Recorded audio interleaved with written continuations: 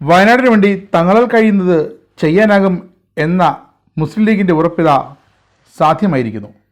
ഉരുൾപൊട്ടൽ ദുരിതത്തിൻ്റെ വേദനകളിൽ വയനാടിനൊപ്പം തോളോട് തോൾ ചേർന്നിരിക്കുകയാണ് മുസ്ലിം ലീഗും.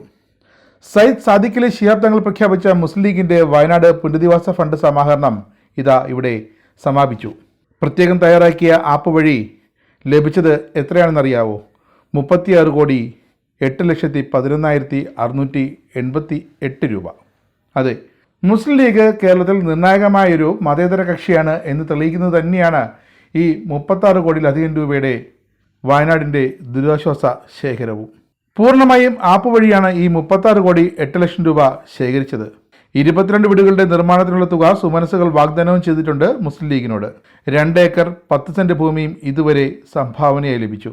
മുണ്ടക്കൈ ചുരൽമല ഉരുൾപൊട്ടലിൽ സകലവും നഷ്ടമായവർക്ക് വേണ്ടിയുള്ള പുനരധിവാസ പദ്ധതികൾ ഫണ്ട് സമാഹരണത്തോടൊപ്പം തന്നെ മുസ്ലിം ലീഗ് അങ്ങനെ പ്രഖ്യാപിച്ചതുപോലെ നൽകിയ വാഗ്ദാനം പോലെ തന്നെ നടപ്പാക്കി വരുന്നു. ഇതിൻ്റെ ഭാഗമായി 691 കുടുംബങ്ങൾക്ക് 15,000 രൂപ വീതവും 57 വ്യാപാരികൾക്ക് 1,00,000 രൂപ വീതവും അടിയന്തര ധനസഹായം വിതരണം ചെയ്തു.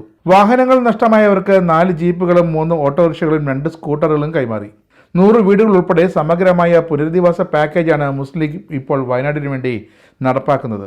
വയനാടിന് വേണ്ടി ചെലവഴിക്കുന്ന തുക ആപ്പിൽ പ്രദർശിപ്പിക്കുന്നത് ക്യാമ്പയിൻ അവസാനിച്ച ശേഷവും തുടരും. കാരണം മുസ്ലിം ലീഗിൻ്റെ ജീവനാഡിയാണ് ആ ആപ്പ്.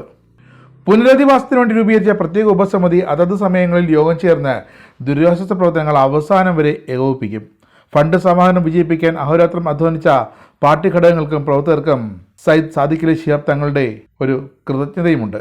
പക്ഷേ ഇതൊന്നും കണ്ടിട്ടല്ല സയ്യിദ് സാദിഖലി ശിഹാബ് തങ്ങളുടെ നേതൃത്വത്തിൽ മുസ്ലിം ലീഗുകാർ വയനാടിന് വേണ്ടി കൈകോർത്തിറങ്ങിയത്. സർക്കാരിൻ്റെ കർശനമായ നിയന്ത്രണങ്ങൾക്കിടയിലും തങ്ങളാൽ കഴിയുന്ന 36 കോടി രൂപ തങ്ങളുടെ പങ്കായി വയനാടിന് വേണ്ടി പിരിച്ചെടുക്കാനായി എന്നതിലാണ് മുസ്ലിം ലീഗിൻ്റെ വിജയവും.